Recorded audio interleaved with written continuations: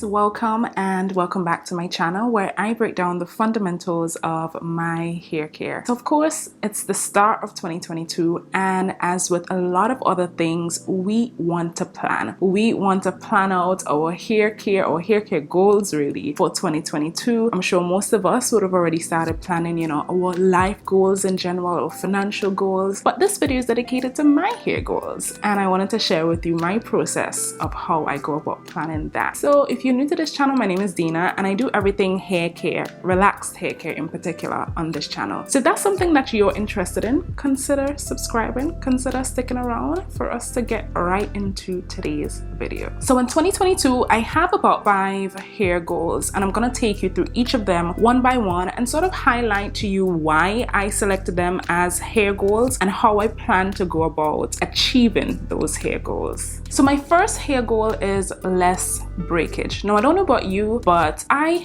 still struggle a lot with some breakage. It's not excessive breakage, but I'm not sure how many of you have this book, The Science of Black Hair Care. For me, it is considered to be like a key arsenal when you are looking to take care of your hair. It provides you so much information. So in this book, it sort of zones breakage. So we have zone A, zone B, and zone C. And it goes on to tell you a little bit more about what sort of breakage is experienced in both zones. So for me, I'm in zone 2. Zone 3 is pretty much the worst sort of breakage. Zone 1 is moderate. Your hair is adequately balanced in terms of moisture and protein. But zone 2 sits right in the middle, and I'm at that particular zone. So it says for zone 2, this is the intermediate stage between healthy, unbroken hair and severe damage and breakage. Zone 2 breakage is usually the result of minimal zone 1 breakage, either being neglected or misdiagnosed and given improper protein or moisture treatment. Of course, we're trying to get that sorted out. It must be some moisture protein balance that's causing my hair to break. And to be fair, most times when I do experience breakage, it's not typically throughout the week, but it's particularly on wash day. I'm going to insert some pictures of some breakage and shedding that I experienced one week, and then I'm going to show you a comparison shot of the breakage and shedding the other week and how it pretty much just went from one extreme to the next. And that's because I'm trying to figure out my hair, as we all are. For those of you who have your hair game on point, kudos to you. I am still learning my hair, so I'm trying to do what I know or what I think is best for my hair. So for me, I know that my breakage is caused, as I said, on wash day, and it's primarily due to, I think it's more manipulation type of breakage, how I go about detangling my hair. I don't think it's so much of a product problem, although I have experienced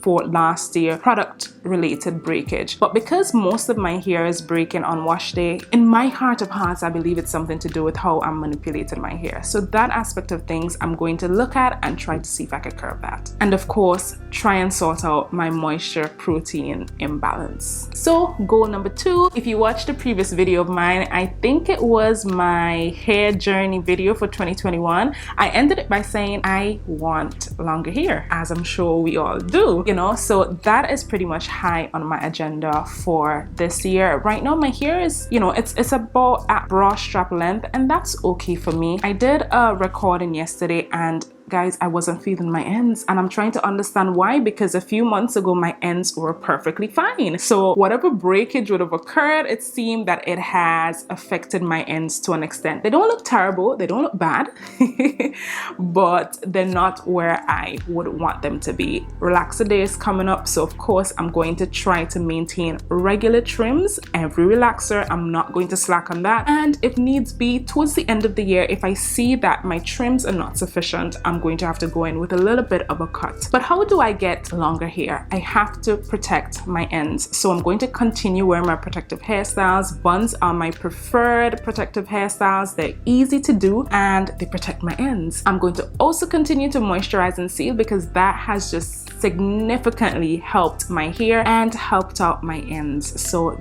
that I cannot discount. So pretty much, what is my goal? I'm trying to get about mid-back length, and I think that's doable. It would be the longest that my hair has ever been, so fingers crossed that I actually get there. Now, not only do I want longer hair, because I think naturally I can achieve that. I can achieve mid-back length, but what I really want, goal number 3, fuller ends. Yes. it's like going on Instagram and you're seeing all this food related videos and you look at the food and you're like, oh my god, this looks so yummy. When I see full thick ends, that's how my insides get as well. I'm like, oh my gosh, this looks so good. That is what I want. That is what I'm after. So by any means necessary, I am going to be spending so much time protecting my ends and caring for my ends, because that is ultimately the main point of breakage. And we know my situation with my thinning ends on the left hand side of my hair. We're trying to avoid that this year. We're trying to learn from our mistakes and do better. So by any means necessary, we're protecting our ends, because what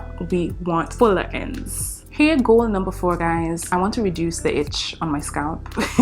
No, the itch is not that bad. I would say throughout 2021, at least towards the end of the year, my itch has significantly reduced. I'm not seeing as much dandruff or dry scalp as what I'm accustomed to in the past. So whatever it is that I'm doing, obviously it's working and I'm going to continue doing that. The plan is really just to ensure that I moisturize or treat my scalp every other night or every 2 to 3 days, because that's when I notice the itch. It's when I completely neglect my scalp. And of course, neglecting hair scalp can cause quite a bit of issues, not only dandruff and dryness, but it can somewhat lead to shedding as well. So we need to be careful with our scalp. Scalp health is important because a healthy head of hair should be coming from a healthy scalp. That's something that we need to work on. Well, that's something that I need to work on and something that I'll be taking very seriously this year. I also want to pay attention to products that dry out my scalp. Now, in the past, I've used certain oils on my scalp and, I put it on overnight and the next morning I wake up, girl, my whole head is dry. So of course, certain oils are really not meant for your scalp. Certain oils are just meant for the length of your hair and vice versa. So we have to know and learn our oils and learn and know what's good for our scalp. Take time when you're washing and also when you're greasing your scalp to massage your scalp as well. And last but not least, guys, hair goal number 5, softer hair. Who doesn't want soft and luscious hair? It's one thing to have your hair looking nice. It's another thing for your hair to feel hard. And I've been having that issue when my hair is not as soft as what I'm accustomed to. Now, let me tell you guys something, right? I want to do a video dedicated to this because I feel as though it is understated. But one of the awkward truths of relaxed hair care or just hair care in general is that no matter what you do, no wash day is ever going to be the same. You can use the same products this week as you do next week and your hair will still come out feeling and looking different. Somebody needs to tell me what's going on with that.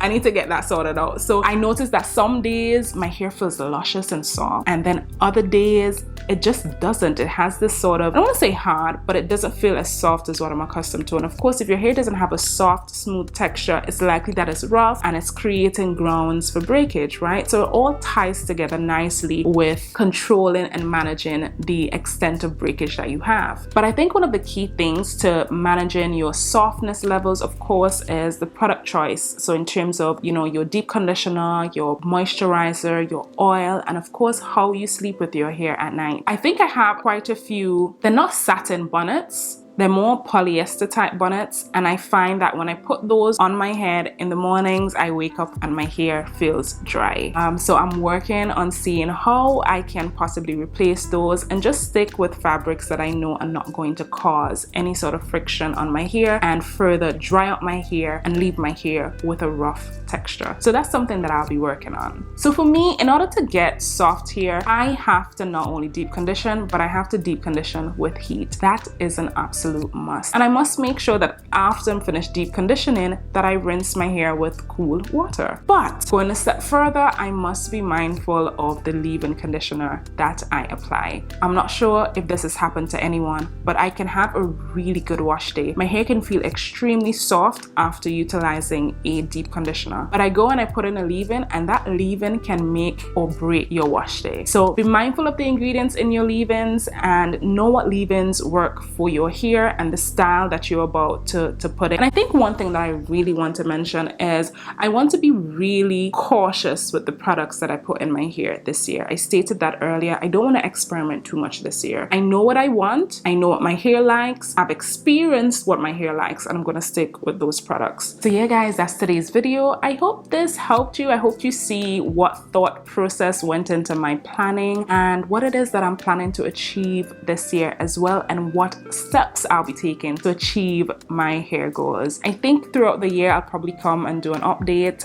so that you can see and experience what it is that I'm going through, because everything will not go as planned.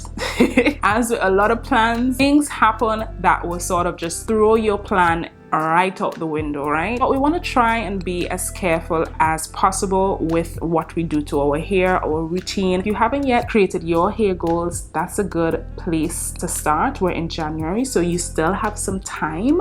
That's it for today's video. Of course, if you haven't yet already, hit the subscribe button, hit the like button, share this video with a friend, girl, and tell a friend to stop over on DenaJ's channel, where I try to upload videos almost every single Sunday. So until next week Sunday, guys, take care. Bye.